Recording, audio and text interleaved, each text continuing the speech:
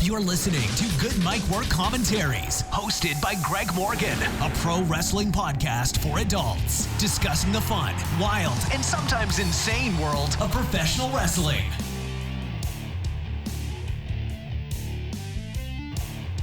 All right, here we go. What's going on, everybody? Good Mic Work Commentaries back at you with episode 495. Doing things a little bit different this week. This is actually going to be a two-part commentary. I'm up here right now to give you an extremely Cliff's Notes version of this past week's Monday Night Raw and SmackDown Live, and I'm going to spend the majority of this commentary predicting the entire Greatest Royal Rumble event card coming to us in about a day and a half on the WWE Network. Part 2 of this episode will be coming to you just a day after tomorrow on Friday after the Greatest Royal Rumble event. I'm still not 100% sure what I'm going to do yet as far as a live review versus a podcast review. Just depends on how my day goes, but I will make that decision and make you guys aware of what I'm going to do on social media, especially on Twitter. So follow me at GoodMicWork because I will be up live tweeting throughout the entire Greatest Royal Rumble event. Another reason why I decided to divide up this commentary and make it a two-parter is because this one right here, part 1, is going to be incredibly short. And I know I'm a big, huge, fat, colossal, insane liar every time I say I'm going to do a short commentary, but I really mean that this time.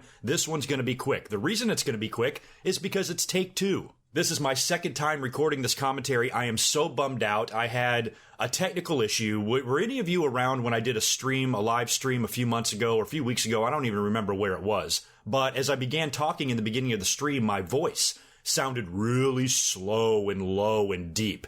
And something was messed up. I had no idea what. There was no microphone setting that was changed. Nothing was wrong from what I could see. But the audio sounded terrible, so I had to unplug my microphone and plug it back in for you guys to hear me properly. Well, yesterday on Tuesday, when I had attempted to get this episode up early because we have this big pay-per-view coming up on Friday, and this commentary is going to be obsolete in less than 48 hours. So I wanted to get it up to you a little bit quicker. So I spent Tuesday night recording a pretty long commentary, reviewing Raw and SmackDown and predicting the entire pay-per-view.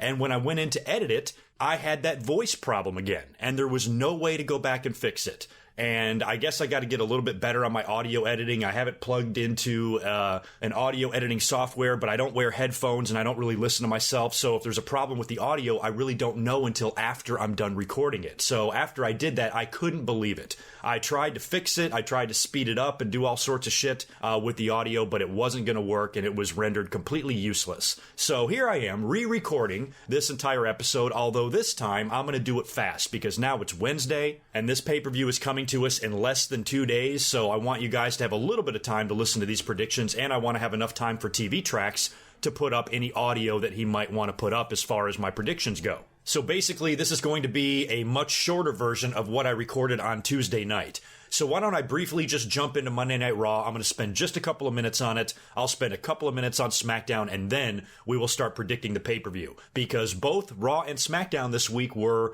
pretty skippable shows. There wasn't a whole lot going on. I figured we were due for that. We're coming off the heels of the build to WrestleMania, then the post-WrestleMania Raw and SmackDown shows. Then the week after that, we had the Superstar Shakeup. So we were due for a dud here, and both shows really didn't deliver a whole lot to us on Monday and Tuesday night. So I'm only going to mention a couple of the highlights, and then we're going to move on. Monday Night Raw this week did start off with a really nice tribute to Bruno Sammartino. They brought everybody out on the stage. They did the 10-bell salute. They ran a really nice video tribute and video package to Bruno. And then later on that night on the WWE Network after Raw, they aired a Bruno Sammartino special, like a documentary, that was about 45 minutes long. And as soon as I was done with my Raw live stream, I pulled up the network and checked it out, and I highly recommend it. It did a really good job of illustrating how important Bruno Sammartino was. I've been hearing that from a lot of you because the majority of the wrestling fans are younger, and they're in their 20s, and so in some cases younger than that, and they have no clue or recollection whatsoever of Bruno Sammartino, and a lot of people wanted to learn more about him. So if you are one of those people, I highly recommend checking out this documentary. It's short, it's less than an hour long, and they do a really good job, I think, of illustrating what Bruno meant to wrestling. And I opened up my last podcast with about 10 minutes on Bruno. If you have not heard my thoughts on Bruno and his death, you can click the cards in the top right-hand corner of the screen, and I've got a link there for you. Go check it out. I started out episode 494 with my thoughts on Bruno. And I'm still very sad, and I'm devastated about his death. The guy was just so incredibly important to wrestling, and he led just an amazing, remarkable life. and just an unbelievable story. And I cannot say enough about Bruno and how none of us would even be sitting here right now talking about WWE and pay-per-views and WrestleManias had it not been for Bruno Sammartino. Without him, there's no telling what professional wrestling would look like today. So rest in peace again, Bruno Sammartino. We all love you. Let's jump into Monday Night Raw now. And like I said, I'm just going to mention the highlights. I'm just going to mention a couple of things here. And one of those is the opening promo. The show opened up with Brock Lesnar and Paul Heyman. He was advertised to be on Raw. I think it's his first time on TV since WrestleMania. And they come out to the ring and Paul Heyman cuts his big Paul Heyman promo, talks for about, 5, 6, 7 minutes, goes on and on doing his thing. And the whole time I'm wondering, when is Roman Reigns going to come out? We know he's going to appear. We know there's going to be some sort of a confrontation. If the WrestleMania build was any indication, Roman is probably going to come out there and get his ass kicked. But after Paul Heyman is talking forever, finally, Roman Reigns' music hits and he comes down to the ring. And instead of a brawl, he actually cuts a promo back on Brock. Now, luckily, he kept it short because we already know the limitations of Roman Reigns on the mic, and now he's coming out here and following the promo cutter of all promo cutters, Paul Heyman. How good is he going to look here? So he says just a couple of words and basically just vows to beat Brock Lesnar at the Greatest Royal Rumble and win the Universal title. And that's it. And then he leaves the ring, so no ass kicking, no nothing. I kind of expected a little bit more between the two of them there, especially since the segment went 25, 26 minutes, something like that. But it was a simple promo when Roman left the ring, and that was that. So stay tuned in just a little bit here when I discuss and predict this match at the Greatest Royal Rumble event. I'll get into all of the speculation and what might happen, and you might be surprised who I wind up picking in this match. So stay tuned for that in just a couple of minutes. We also had the Sami Zayn and Kevin Owens show this week on Raw, which was fun. This was kind of reminiscent of what Kevin Owens would do with Chris Jericho when Kevin was Universal Champion, and their guest was going to be Kurt Angle, which I found odd because Kurt Angle's the GM, and why is he going to be a guest on his own show? But he came out there, and I love that Kevin Owens and Sami Zayn had the little lawn chair for their guest, which is hilarious. And what's even funnier is that Kurt Angle sits in it. Of course he does, because Kurt Angle's goofy and he's hilarious, and why would he not sit in it? So as Sami and Kevin are insulting Kurt Angle and making fun of him, he reminds them that he's in the Royal Rumble, along with Shane McMahon and a lot of other people that would like to get their hands on Sami and Kevin, and then goes on to make a tag team match for later on in the night on Raw, pitting Sami Zayn and Kevin Owens against Braun Strowman and Bobby Lashley. So yeah, they're fucked. We fast forward to that match. The star of the match, of course, is Braun Strowman. The love of my life, my reason for living. He's out there being hilarious. The best was when he was running. He was sprinting, doing laps around the ring, and just running over Kevin Owens. Gave him 2 really vicious shoulder tackles, and then even gave him a running drop kick. So every time Kevin Owens would get up, he would be completely run down again by Braun Strowman. Strowman would eventually get his hands on Sami Zayn, nail him with the power slam, and pin him right in the middle of the ring. And Strowman and Lashley stood tall. That's a pretty unstoppable team. I kind of laughed at that team because I was thinking back at WrestleMania when a lot of fans were predicting and insisting, GoodMicWork, it's totally obvious that Bobby Lashley is going to be his tag team partner. And I'm like, I don't think it's that obvious. Why would they even put the two of them together? I thought the team was kind of insane. But here they are as a team on Monday Night Raw. And like I said with Lashley earlier, when I look at Lashley, and I talked about him in my past couple of commentaries as he was coming into the company, I just don't view him as that Brock Lesnar level type of superstar. I just don't. I don't feel it with him. But the guy is amazing. He's very good. He looks like $1 million, and he's got that MMA background. And I think for Lashley, if they're going to book him effectively, the only way you can really, truly, effectively book a guy like Bobby Lashley and make him a success is if you book him like a Brock Lesnar. So I don't know what their plans for him are down the road, if he's going to get title matches, if he's going to have a match with Brock or whatever. But I'm almost thinking that just a smiling babyface doesn't work for him. He doesn't connect. He doesn't even get much of a reaction. So with Bobby Lashley, I say turn this guy heel, book him and present him like Brock Lesnar, give him a big victory, and make the fans actually believe that this guy's an ass-kicking monster. And who knows, maybe in a few months you can actually build this guy up to where fans will be very interested to potentially see him contend for the title. And depending on what happens between Brock and Roman at the Royal Rumble and later on this summer and how long Brock keeps the belt, maybe you can set up Lashley versus Brock at SummerSlam. If Brock is leaving, you want to put somebody else over other than Roman Reigns. So giving Brock a loss to either Braun Strowman or Lashley, I think would be a good idea. But as far as Lashley goes, I think the only way this guy is going to mean anything is if he is presented similar to Brock Lesnar. So I hope that Bobby Lashley's return to the company is not a waste. So we'll have to wait and see where that goes. Another big highlight on Monday Night Raw was Dolph Ziggler and Drew McIntyre defeating Titus Worldwide in a tag team match. And then after the match, Drew McIntyre cuts a fantastic promo. This motherfucker is money. I'm telling you right now. I love him. I look at him and I just see star potential. He's got an amazing look. He's good in the ring and he's good on the mic. What the hell else do you want?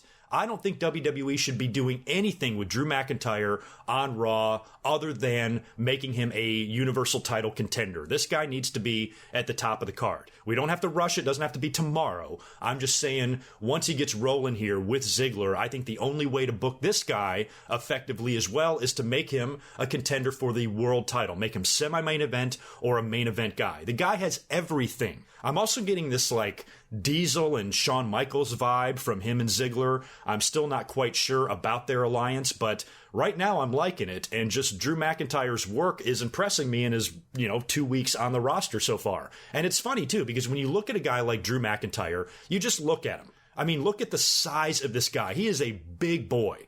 And he looks great, and he's good in the ring, and he's good on the mic, like I said. And when you compare him to somebody like Roman Reigns, you would think that Drew McIntyre would be a guy that Vince McMahon is jerking off to in the bathroom. I mean, I think he used to be. Remember when Vince announced him as the chosen one and all of that? But now Drew has really come into his own.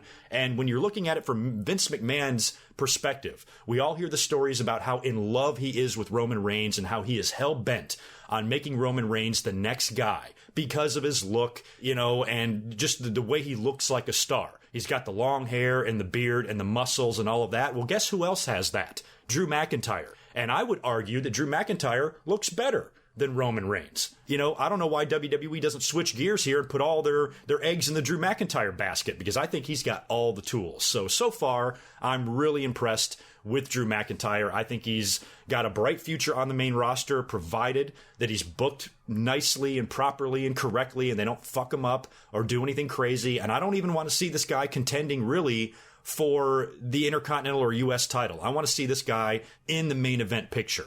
And as far as winning the belt, I don't know. One problem with the wrestling fans is they get so uppity about everything. They want everybody to be world champion. Well, not everybody can be world champion. You can't put the belt on Drew McIntyre and Braun Strowman and Samoa Joe and Daniel Bryan and AJ Styles simultaneously. It doesn't work that way. So for me, I feel like the next guy in line for the title is Braun Strowman, but you still got Bobby Lashley to think about. And now hopefully you've got Drew McIntyre eventually in the mix as we go through 2018 here. So I think the world title situation on Raw is looking just fine, especially if you include Drew McIntyre, into all of that. So I'm going to keep my fingers crossed that we see big things for Drew McIntyre, but right now I see dollar signs in this guy, and I'm wishing him and his push nothing but the best. The only other thing I'm really going to mention about Monday Night Raw is the main event. WWE did a 10-women tag team match in the main event of Raw, which I thought was a relatively nice gesture, considering none of the women in WWE can go to Saudi Arabia and compete in the greatest Royal Rumble event. So to make them the focal point and put them in the main event of your Go Home Raw show, I thought was at least nice. And we did see the team of Mickie James, the Riot Squad, and Alexa Bliss defeat the team of Nia Jax, Sasha Banks, Bayley, Ember Moon, and Natalya. This was ended via DQ when Natalya got injured. She was clipped from behind by Sarah Logan and appeared to have injured her knee, and she rolled on the outside of the ring. The referees were helping her. I could tell right away that this was not a real injury. A lot of people were speculating in the live chat that she was injured for real. I even remember somebody on Twitter telling me that if Sarah Logan injured Natty, that she should be fired. Jesus, guys, come on. She should be fired. Accidents happen. If Natty would have been injured for real, Sarah Logan does not deserve to be fired. Fans are such cutthroat assholes. Just calm down. And on top of that, I could tell that she wasn't injured because she was outside of the ring with the referees for way too long when the match was going on. And then they showed the replay of Sarah Logan hitting her on the back of the leg. And I was like, no, she didn't hurt herself for real. So she's out there selling the injury. This leads to a brawl. All the women are brawling. They're on the outside of the ring fighting. Nia Jax even even does like an apron dive onto all the ladies. And then Mickie James spots Natalya being helped up on the outside of the ring, nails her with a baseball slide, knocking her down, which brings out Ronda Rousey. And Mickie James even took a shot at Ronda as well, which makes Ronda snap. She goes in the ring, takes Mickie down, puts her in the armbar. Mickey's tapping out like a bastard, and the referee immediately calls for the bell and disqualifies the babyfaces because of Ronda Rousey's interference. So that's kind of how Raw went off the air, and I thought giving the ladies the spotlight in the main event of Raw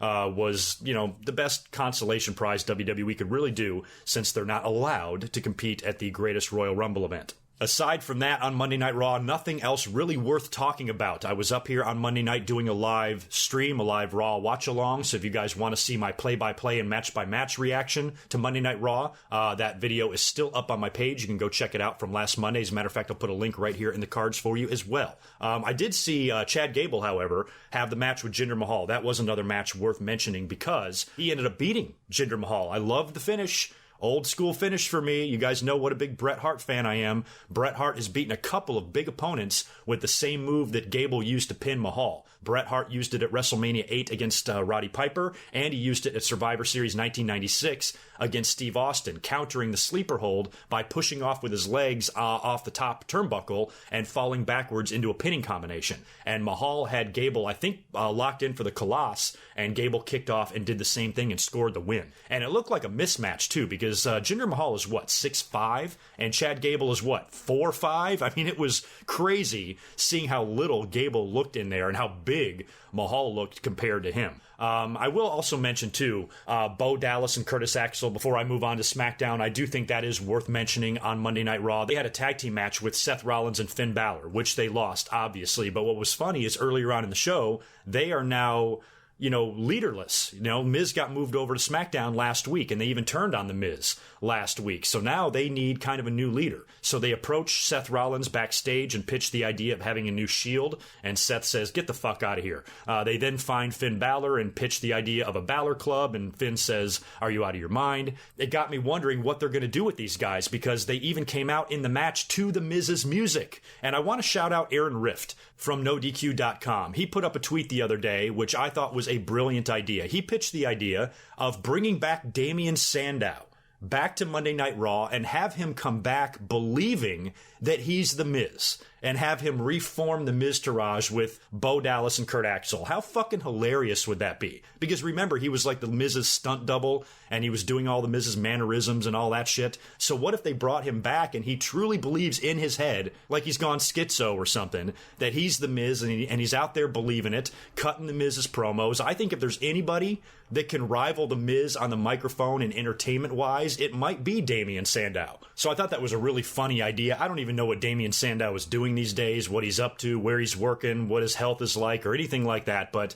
I found the idea interesting, and WWE should bring that guy back in. I miss him a lot. Let's move into SmackDown Live now and just briefly run through this, because I got to get into these predictions here and get this damn commentary uploaded to you guys. We had SmackDown open up with a Miz TV segment, and his guest was supposed to be Daniel Bryan. Miz is out there talking shit about Daniel Bryan, comparing fatherhood, saying he's a better dad than him and a better husband than him and just a better overall person than him, and basically calling him out. But Daniel Bryan doesn't wind up coming out. Big Cass comes out instead. Cass gets in the ring, cuts a pretty decent promo. I'm not a huge fan of Big Cass, but I listened to his promo, and he does seem to have confidence, and his delivery is pretty good, and that's what I look for in guys. I don't necessarily listen to what they're saying. I listen to how they're saying it, how they come across, because we all know sometimes WWE scripts a lot of bullshit for guys, and that was one of my big complaints about John Cena over the years, when everybody said that he can't cut a promo. Wrong. He can cut a promo. He's one of the best talkers in the business. The problem is his promos are lame. They're scripted bullshit. They suck. And I see a little bit of that in Big Cass. He seemed very comfortable out there on the mic. He's a big, monstrous son of a bitch, 7 feet tall, and wound up talking shit about Daniel Bryan as well. He talked about his own life, about how he was bullied, and he used to be a little weak pipsqueak that got his ass kicked all the time, and then he started to grow, and now he's the bully, and went on to insult Daniel Bryan, saying that he looked homeless and he should be a garbage man and shit like that. And then he even gets into it a little bit with The Miz, and they start jawing back and forth. And I think Cass even at one time threatens to beat up The Miz, and then that segment is over. And then they cut backstage right before commercial to show Daniel Bryan laid out in the backstage area. I think Becky and Asuka had found him. Referees rush in there to try to, help Daniel Bryan, and he's a mess. So he got attacked backstage, which, makes sense since The Miz was talking so much shit about him. And later on, they caught up with Daniel Bryan. I think it was Renee Young. He was coming out of the trainer's room getting medical attention, and he had an ice pack on his shoulder. And she said, "What happened?" And he said, "Big Cass attacked me. I got attacked from behind by a big 7-foot asshole, and he's requested a match." He said he went and talked to Paige and requested and was granted a match with Big Cass at Backlash. So when you put all of this together, I think it seems pretty obvious that Big Cass and The Miz are going to form an alliance here. I think maybe all of that beef they were having on Miz TV was all for show to throw the fans off, and Big Cass was the one that attacked Daniel Bryan backstage. The Miz probably orchestrated all that, which is why he was so confident when cutting his promo on Daniel Bryan, calling him out, "Hey, if you're going to punch me in the face, come out here and do it." He knew that Daniel Bryan was attacked backstage and wasn't going anywhere. So I think The Miz and Big Cass can wind up doing something very similar to what Dolph Ziggler and Drew McIntyre are doing over on Raw. Cass can kind of act as The Miz's bodyguard, and Cass by himself is probably a lot more threatening than both members of the Miztourage, so The Miz has really landed on his feet here, and it looks like he's going to have an ally that might even wind up helping him win a title belt here in the future, and I'll get into that later because I've got some crazy-ass predictions for the greatest Royal Rumble. The only other couple of things really worth mentioning on SmackDown Live is the IKonics scored a victory over Becky Lynch and Asuka. So in the record books, Asuka did suffer a loss on SmackDown Live. Now, it wasn't that big of a deal. She wasn't even pinned. It was Peyton Royce who pinned Becky with her feet on the ropes, so it was kind of a shitty victory, and they cheated to win and all of that, but still, it does count as a loss for Asuka. So I wasn't at home to watch SmackDown Live. I was at work, so I had to ask you guys on Twitter, what's going on? Are people freaking out? I was only assuming that Twitter was shitting its pants because Asuka lost a match, and oh my god, they're ruining her, and now she should go back to NXT, and she needs a victory. She doesn't need a victory. She's lost one time in 3.5 years. She doesn't need a victory. This was much more beneficial for the IKonics to score this victory over the two of them, and on top of that, we've been hearing rumblings of the WWE potentially maybe introducing a women's tag team championship. Now, if they did that, I think the only team that you can really put those belts on realistically is the IKonics, because they've got so much history, they've got so much chemistry and cohesion, and they've been together for so long, and I really do like their work. And I don't think they could do two belts. I think that would be a huge mistake if WWE made a Raw women's tag and a SmackDown women's tag. I think there can only be one set of tag team belts here. And since the pay-per-views are now co-branded anyway, you can have those tag team titles defended against women from both brands. I don't think either roster is deep enough to put a tag belt on Raw and SmackDown. There's no way that's going to work. So if they do create a tag title in the future, I think it's got to be a co-branded type of deal. And I think the IKonics need to be the first team to hold those belts. Nothing really to talk about as far as the Carmella and Charlotte contract signing for Backlash goes. They were sitting there at the table. Carmella was running her mouth the whole time. Charlotte, for the most part, kept her mouth shut until Carmella waved the belt in her face, and then Charlotte just pushed her down and threw the table right on top of her. So that match is now set for Backlash. And then in the main event, we had a 6-man match between Rusev Day and Shinsuke Nakamura taking on AJ Styles and Gallows and Anderson. So the club has been reunited here to take on Rusev Day and Shinsuke, and the most notable thing to come out of this match is that they changed up Shinsuke Nakamura's music. And I saw the feedback and I saw the reaction to this on Twitter. People were losing their shit. Oh my god, WWE, you guys are so fucking stupid. You're ruining everything. And I was like, all right, let's take a listen to this thing here. And it's really not that bad. It's just a spiced up version of his current theme. They just changed it a little bit. And when you think about it, Shinsuke Nakamura is a heel now. He had a very babyface entrance. The entire arena would sing his theme song as he came down to the ring. As a heel, that's not something that you really want. You don't want that reaction from the audience. I always thought it was strange in NXT when Bobby Roode was a heel, and the same thing would happen, when the fans would be singing his song. And I'm like, he's supposed to be a heel. So when they moved him over to Monday Night Raw, or SmackDown, or the main roster, I should say, they brought him in as a babyface, and now it fits a little bit better. But with Shinsuke, I don't know why, this is just such a silly thing to freak out about. I can think of many examples of when guys turn heel when they change up their music a little bit. Probably the best example of that is Stone Cold Steve Austin back in 2001 when he turned heel. Because we all know when that glass shatters and his music hits, I mean, the crowd goes nuts. They are pre-wired to go nuts once they hear that glass and once they hear that legendary music, whether it be Austin's first theme or the Disturbed theme that he used when he was a babyface, the fans loved it. So when he turned heel, the WWE wanted to curb some of that audience reaction. So they changed up his theme. I think the one that they did at first was like a slowed down or a slower version of his current theme. And then that lasted for a couple of months. And then they went with one completely different after that during the invasion and everything. So that's really all they've done here with Shinsuke Nakamura. So everybody just loses their shit on social media. It cracks me up when something like this happens. I loved Shinsuke Nakamura's old theme. I enjoyed it. I thought it was a great entrance, a great presentation. It was one of the best and most identifiable things about Shinsuke Nakamura's character, and I'm going to miss the music. But he's a heel now, and you got to change shit up. So it's not worth shitting your pants over something like that. And I was really surprised how many people had such a big problem with this. When you think about it, it actually makes a lot of sense. So that's pretty much all I'm going to mention as far as Raw and SmackDown goes. Let's now start predicting this big pay-per-view coming to us on Friday on the WWE Network from Saudi Arabia. I will be waking up at 9 a.m. Pacific time. I live on the West Coast, so I got to get up super early to watch this thing. So I anticipate probably watching the first hour or so in bed, and then I'll move into the living room and pull it up on the big TV and stuff. So I will be live tweeting throughout the whole show. You guys can join me. And like I said, I'm not completely sure what I'm going to be doing yet on Friday as far as a review goes, but I will be up here to give you either a live review or a podcast review. I'm really not sure yet, but I will keep you guys posted on that. So stay tuned on Friday to the YouTube channel, and you'll have something up from me reviewing this show.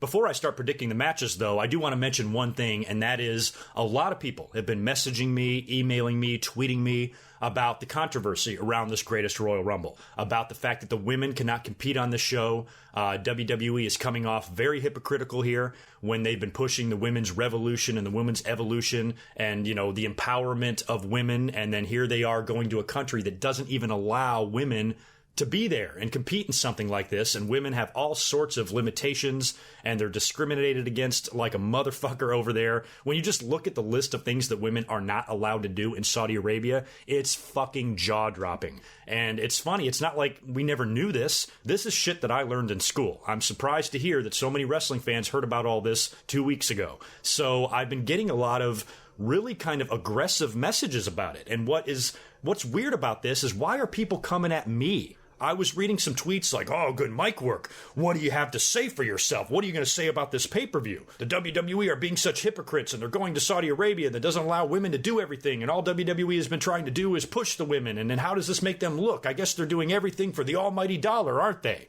Yeah.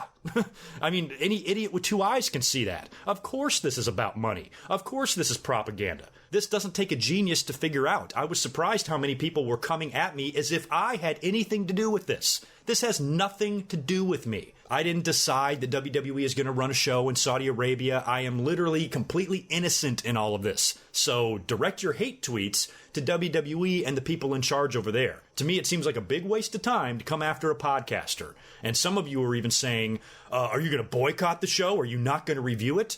No, that's stupid. Why would I do that? Do you think for 1 second WWE gives a shit if GoodMicWork reviews their pay-per-view? No, they don't give a shit if any podcasters review this pay-per-view. What are they going to do? Email me and beg me? Oh, GoodMicWork, please review our show. They don't give a fuck. This is not the first time WWE has been hypocritical. This is not the first time WWE has done something for the almighty dollar. They're a business. This is a market that they see a lot of money in, and you know they are receiving a shit ton of money for this. Just for the card alone, when you look at this thing, it's one of the most stacked cards I've ever seen. Even without the women on this show, it's a WrestleMania-worthy run sheet here. I mean, there's a lot of big guys and big matches taking place here. You got The Undertaker making this trip. You've got Brock Lesnar, of all people, coming to Saudi Arabia. You got John Cena. You've got Triple H. You've got a 50-man Royal Rumble that's probably going to have a whole bunch of surprises in there as well. This is a huge stadium that they're going to be in, apparently. I think it's an open-air stadium. It's not a dome or anything. It's going to seat, 40, 50, maybe even 60,000 people.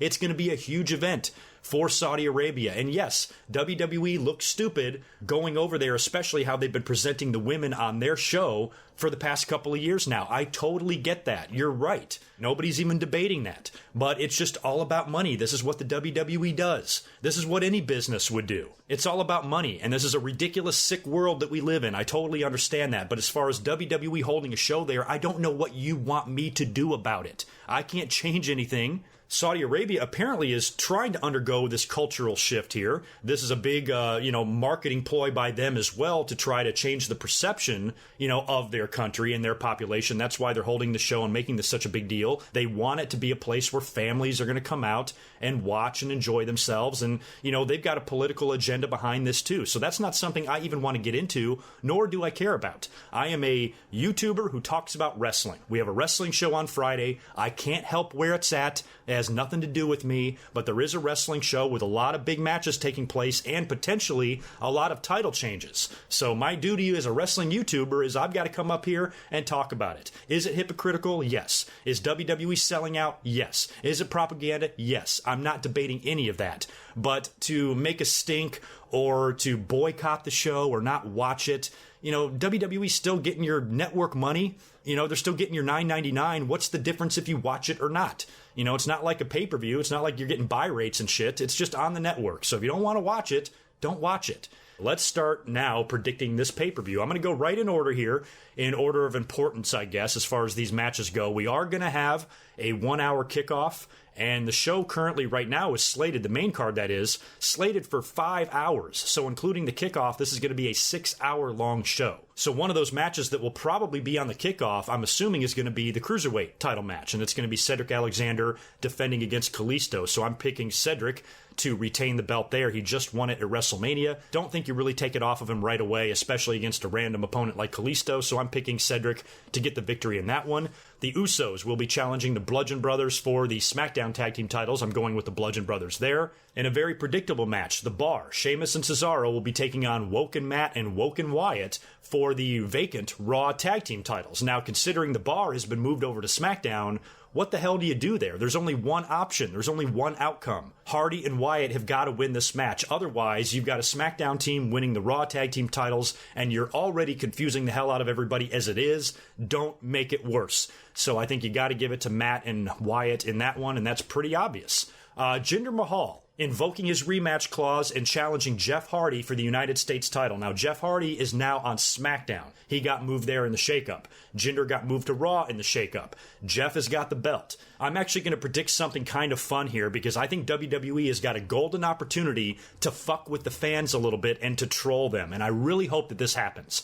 So the first thing I want to see happen is I want to see Jinder Mahal beat Jeff Hardy and regain the United States title. That prediction isn't all that crazy. I think that could happen, but still I think most of the fans are picking Jeff Hardy to retain. But I kind of feel like the US belt might be better on Raw. Give it a change of scenery. So if you put the belt back on Jinder, he's now champion back on Raw. He can have some US title matches with Chad Gable, since Gable beat him on Raw and might be in line now for a title shot because of that victory. And if you have Jinder lose here, after losing to Gable, then he loses to Jeff again, what the hell are you doing with Jinder? I'm no Jinder fan. I know the fans aren't going to shed a tear if WWE stops doing shit with Jinder, but just a year ago, they put the world title on this guy. So now if he's just jobbing out, what was the point of all of that? So I kind of think Jinder Mahal is going to win and regain the United States title from Jeff Hardy. I also think that Seth Rollins is going to retain the Intercontinental title in the ladder match. Now, what I would actually like to see is to see these matches reversed. I would like to see the ladder match come before the United States title match. I would like to see Seth Rollins retain first and then see Jinder Mahal beat Jeff Hardy. Because if that happens, I cannot wait to sit back, prop my feet up, and have a soda pop and watch Twitter lose their mind. Because the wrestling fans, I've said it a million times, they've got the attention span of a fucking gerbil. So what's going to happen here, if this scenario comes true, is that everybody is going to be freaking out. They're going to be screaming at the top of their lungs, typing in all capital letters, what the fuck is WWE doing? They're completely screwing over SmackDown Live. Now they're giving Raw the United States title and the Intercontinental title. That's a bunch of bullshit. Not realizing that 8 days later we've got another pay-per-view. So I think it would be really fun to have Jinder win back the US title and Seth retain, having both belts on Raw, watch the fans lose their shit, and then at Backlash have The Miz regain the Intercontinental title from Seth Rollins, maybe with help from his new bodyguard, Big Cass, and take the Intercontinental title back to SmackDown. Then you've got the US title on Raw and the Intercontinental title on SmackDown, and that's what I said last week in my podcast, is that we're not going to know anything until after Backlash where the US and the IC titles are going to land. So I'm picking Jinder to regain and Seth to retain in those two matches. Next up, I have written down The Undertaker taking on Rusev in the casket match.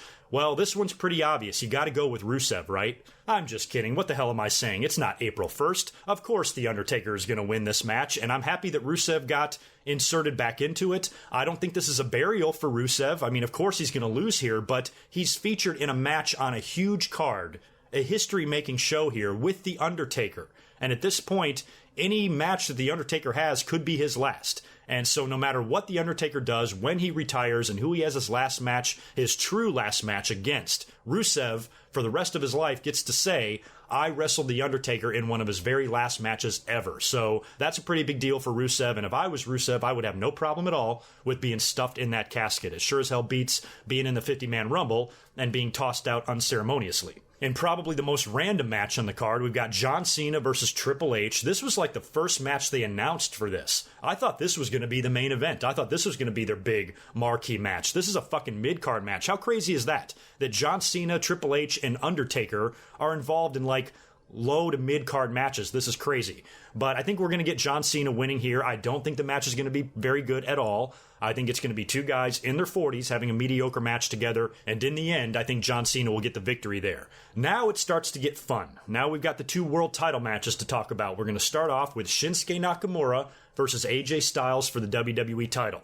Are you ready for a shocker here? Are you ready for me to predict something that nobody else is predicting? Well, here you go. I am predicting that Shinsuke Nakamura will win the WWE title from AJ Styles. I think he's going to beat him. And when you look at what they've been doing with Shinsuke Nakamura lately, with his heel turn and this new attitude and this new direction, I said all along that I was happy that he turned heel at WrestleMania, because that probably means now that he will eventually beat AJ Styles for the title. And I think winning it at the Greatest Royal Rumble might be better than winning it at Backlash or whatever. Because if AJ retains here, you got to think they're going to do something else at the next pay-per-view as well. I'm assuming these two guys are going to work Backlash, if not maybe the pay-per-view after that. It just depends if they have one or two world title matches on the show. Now, Roman Reigns is facing Samoa Joe at Backlash. That could be a title match, and maybe AJ doesn't defend. But if Brock winds up retaining, that means you got to have a title match on the show. So if Shinsuke wins at Greatest Royal Rumble, he can then have the rematch with AJ Styles. Where if AJ retains at the Rumble, then what are you going to do? You're going to have one more match at Backlash, and then essentially that'll be your blow-off. If AJ retains again, then Shinsuke's out of the picture. So I think Shinsuke should win the belt at the Greatest Royal Rumble on Friday and then go on to defend the title at Backlash against AJ Styles. I fully admit I could be way off there, but I wanted to have fun with these predictions. I wanted to predict something that nobody else was predicting and throw out some kind of crazy scenarios. I just didn't want to give you guys a prediction video where I'm repeating what every other YouTuber out there is saying. So I want to have a little bit of fun with this, and as usual, I walk that line between genius and insanity. So I'm either going to wind up looking really smart after this pay-per-view, or I'm going to wind up looking like the village idiot. Which brings me to Roman Reigns versus Brock Lesnar for the Universal title.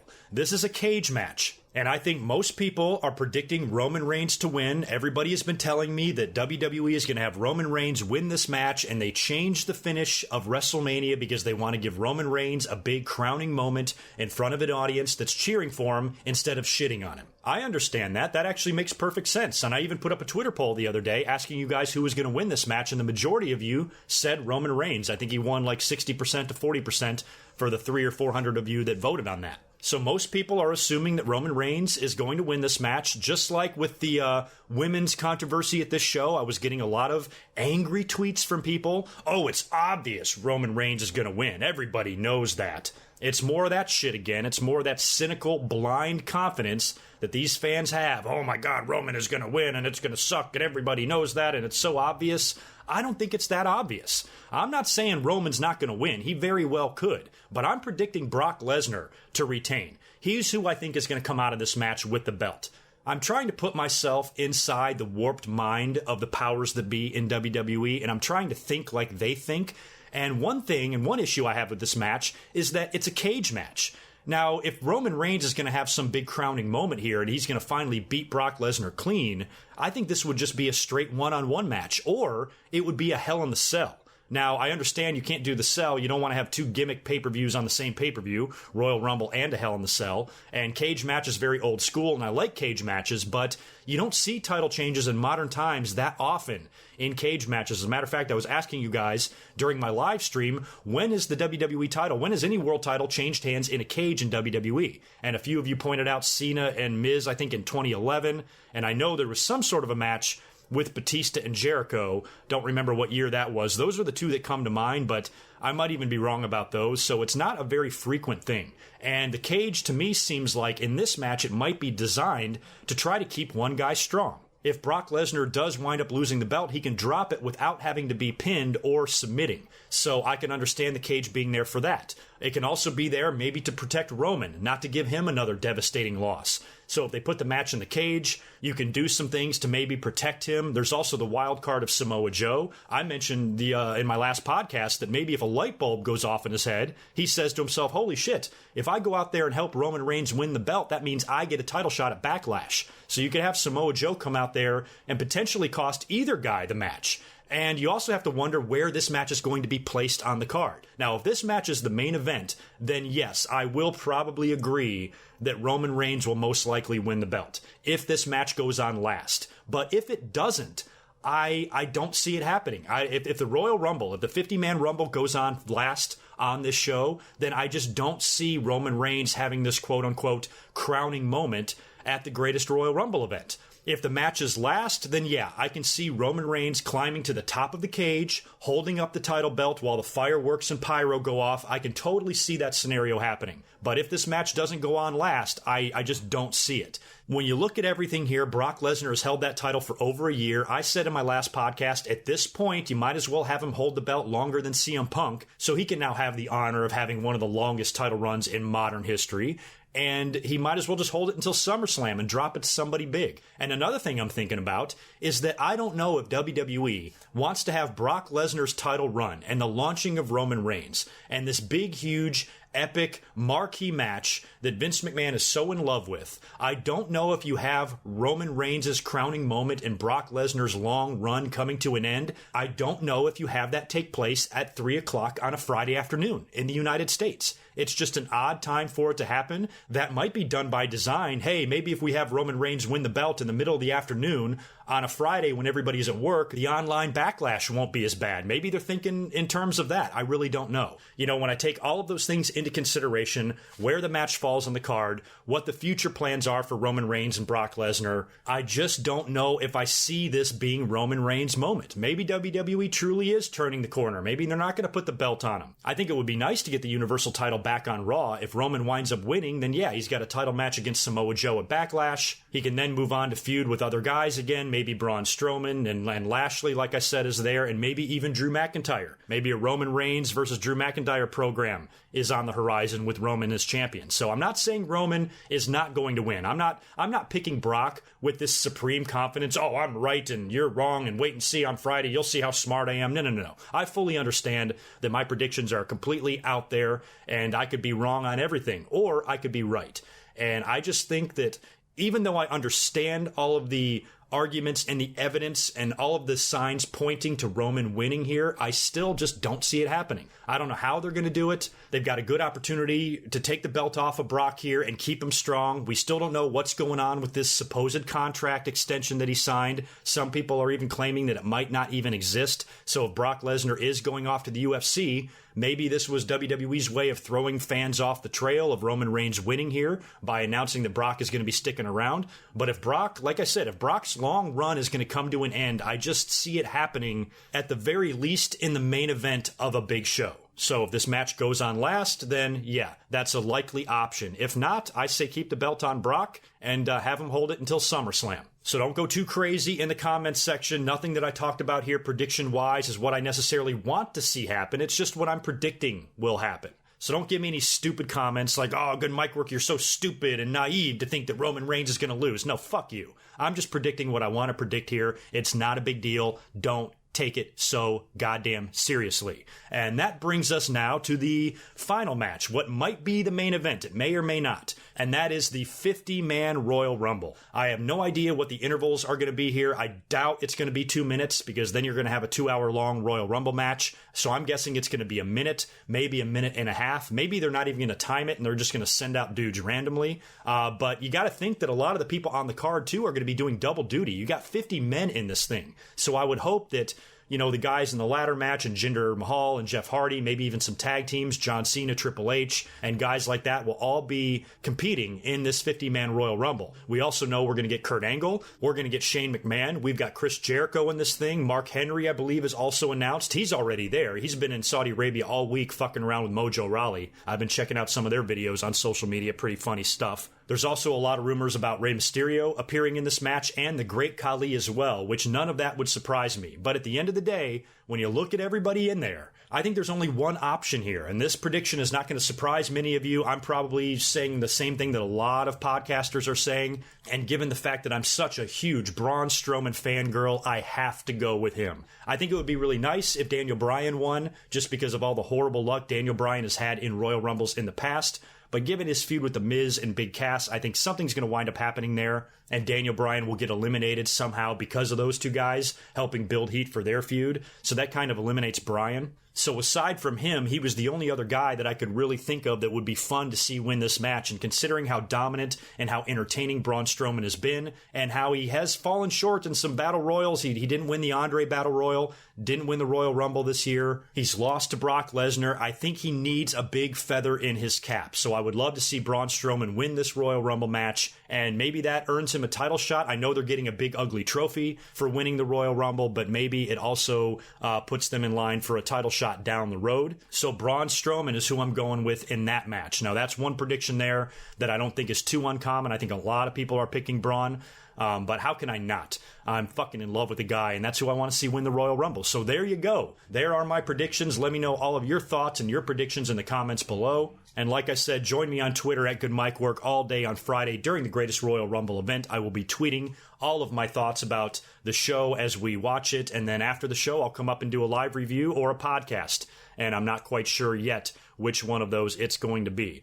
So you guys have a great rest of your day and great Thursday, and I will catch you in about a day and a half after the Greatest Royal Rumble event. I'll talk to you on Friday. Until then, peace. This has been a Good Mic Work Commentaries production. Be sure to subscribe on YouTube at youtube.com/GoodMicWork. Follow Greg Morgan on Twitter at GoodMicWork and visit GoodMicWorkCommentaries.com for all the latest podcast and video content.